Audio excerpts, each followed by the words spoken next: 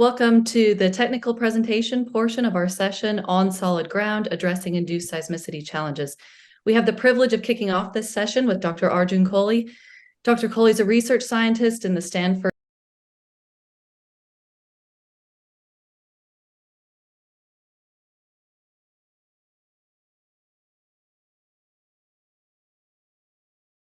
today on rock mechanics perspectives on induced seismicity in geothermal applications. Arjun, over to you. Thank you, Katie. So my talk today will be focused on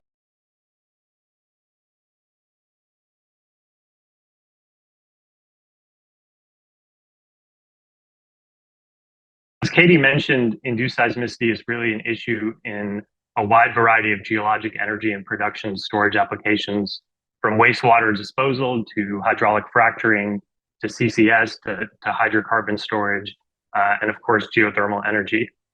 A key issue to understand with us is what are the nature of the faults and the forces acting on those faults in these different domains of the Earth, whether it be a shallow sedimentary basin suited for CO2 storage like this, or a deeper, hotter set of crystalline rocks that are closer to basement and potentially closer to large faults. One key aspect of induced seismicity is it's experienced all over the world, again, in all of these different applications. And specifically in areas where there are a lot of geothermal development, we've seen large damaging earthquakes up to magnitude 5.0, as Katie mentioned during the Pohang event. A key factor is that in order to get these large earthquakes, you actually need to have large faults present. So whether you're injecting into a sedimentary basin or into the deep subsurface where there might be larger faults, that's a very important thing to consider. This plot on the left shows the relationship between earthquake magnitude and fault patch size to give an idea of the type of magnitudes that are associated with faults in the subsurface. So at magnitude 5, for example, we're thinking about faults about 1 kilometer long, but the slip on those faults would only be about 10 millimeters. And so that's the size of the fault patch that really can cause an event that could potentially be damaging. Most of the events that we see are magnitude 3 and lower, which are on fault patches that are sized about hundreds of meters with slip only about of the scale of millimeters.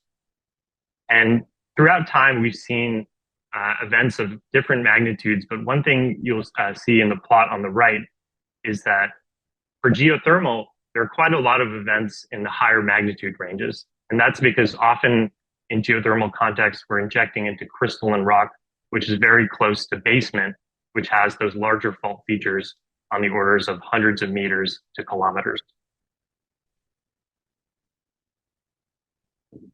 When we think about rock mechanics and the state of stress in the Earth, we think about 3 principal stresses, one being the vertical stress and 2 horizontal stresses, which are oriented orthogonally. One known as SH max, which is the largest stress, and the other known as SH min. In the context of hydraulic fracturing, we often think about horizontal wells being drilled and hydraulic fractures being created in multi-stages in order to enhance the permeability of the medium. And a key concept here is that in order to get that hydraulic fracture to propagate, you have to exceed the pore pressure in the Earth over that SH min value. So this SH min is really a key parameter when we start thinking about fluid injection in the Earth. Also, hydraulic fractures propagate parallel to the maximum stress and open in the direction of the minimum stress, SH min. When we think about sedimentary basins, the faults in those have those principal stresses oriented on them in such a way that it creates a normal stress and a shear stress on that fault.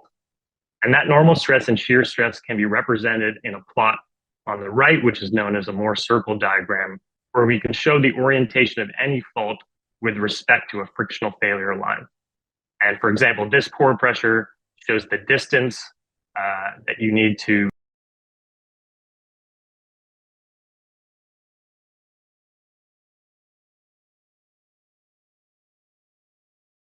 a complication that we've been studying recently is that in sedimentary basins, the state of stress can actually vary considerably with depth.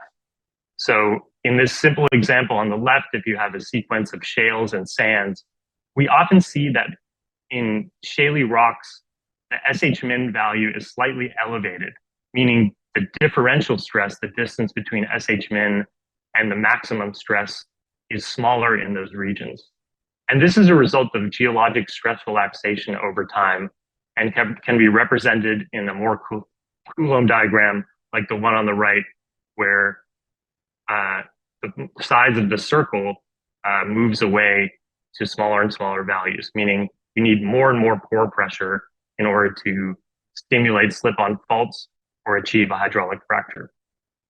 Now let's look at an example of this. So this is a field in the Eagleford where hydraulic fracture was done on this slightly deviated well. We used some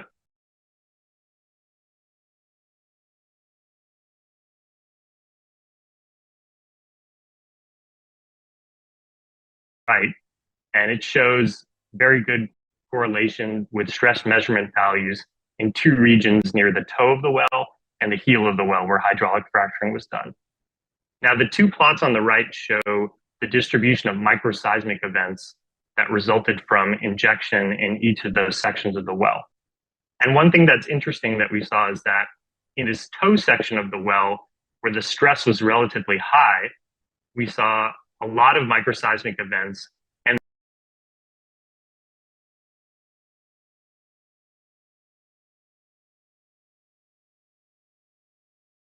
closer to the heel, where we predicted the stress would be lower, the microseismic events clustered in a relatively tight zone vertically, and we didn't see as many of them.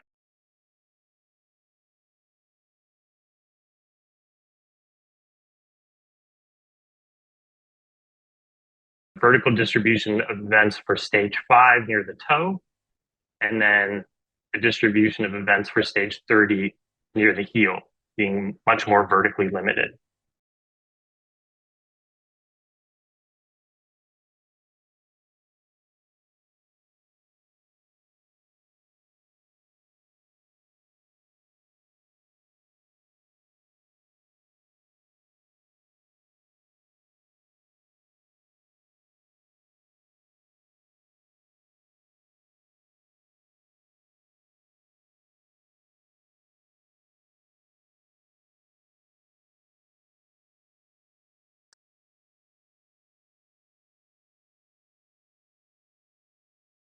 Of high shear stress, where the fault was near critically stressed, and one of low shear stress, where the fault was not close to critically stressed. The interesting thing here is that on the critically stressed case, when you start injecting, you get a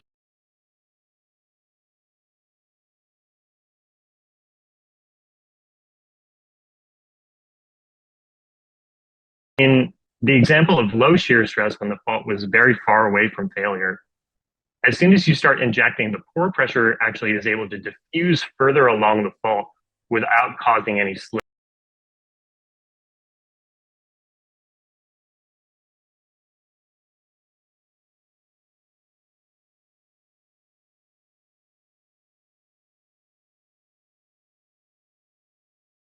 Over time.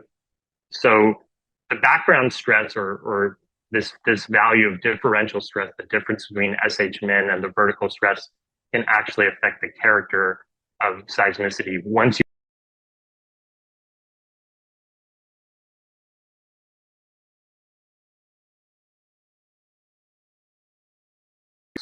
So in this example, we're looking at two hydraulic fracturing stages. On the top, you're in a zone that's critically stressed. So as soon as you start injecting, you get some seismicity shown on the plots on the right, which are distance time plots with each of the circles sized by magnitude and colored by the time after injection. In the bottom example, you're injecting in a zone of much higher stress. And it actually takes a long time for that pore pressure to diffuse and get to a value where you start triggering seismicity. So these stress variations with depth can also control the timing and the character of seismicity that you get after injection. Another example of this is in the Duvernay Shale, where they actually experienced a large 4.1 magnitude main shock. And in this example shown in cross section, they were injecting over here in this small layer and saw a number of seismic events happen right after injection. But actually, pore pressure ended up diffusing up this large fault that was unmapped previously and only was known about after they saw a small amount of seismic events and a long-term creep event or a long-term slow aseismic event that occurred before this large main shock. And after the pressure was able to diffuse up to this zone, which was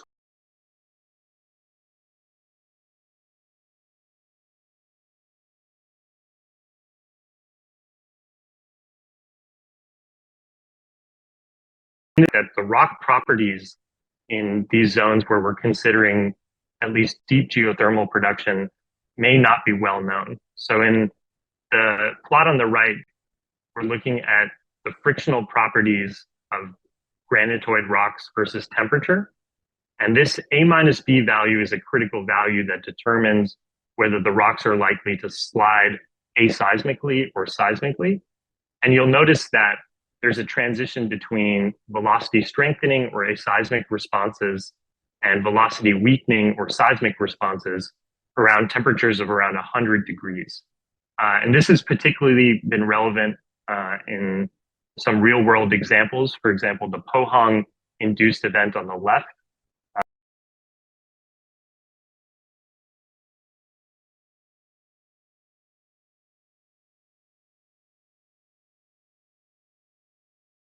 About 30 centimeters per kilometer. So at these depths, you're just reaching these zones where you start to see a transitional and frictional behavior. And so actually obtaining core from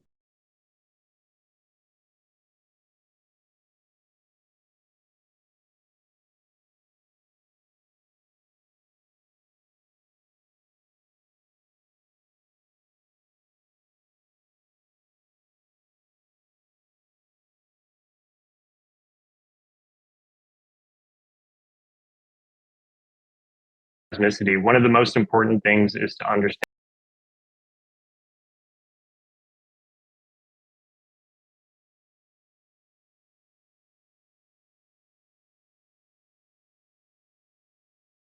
or below in order to trigger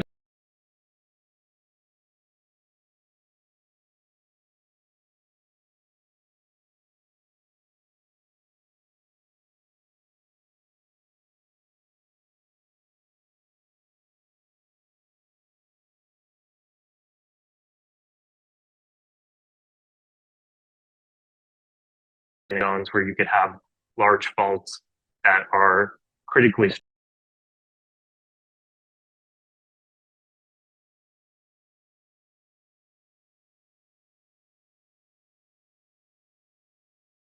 allow you to make estimates of how the stress might vary with depth, but also understand what rocks are prone to seismic frictional slip and what rocks are likely to slip aseismically when stimulated. As far as future directions to achieve these objectives, I think a really important thing would be to try to identify some aseismic precursors of potential induced events using things like borehole tilt meters and distributed acoustic sensing in horizontal wells. Also, figuring out how the mechanical properties of the rocks relate to the state of stress. So that's using measurements from the lab to get a better estimation of the state of stress.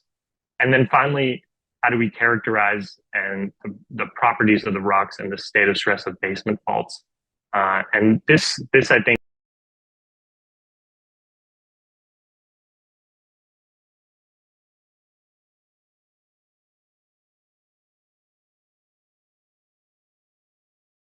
for deep geothermal.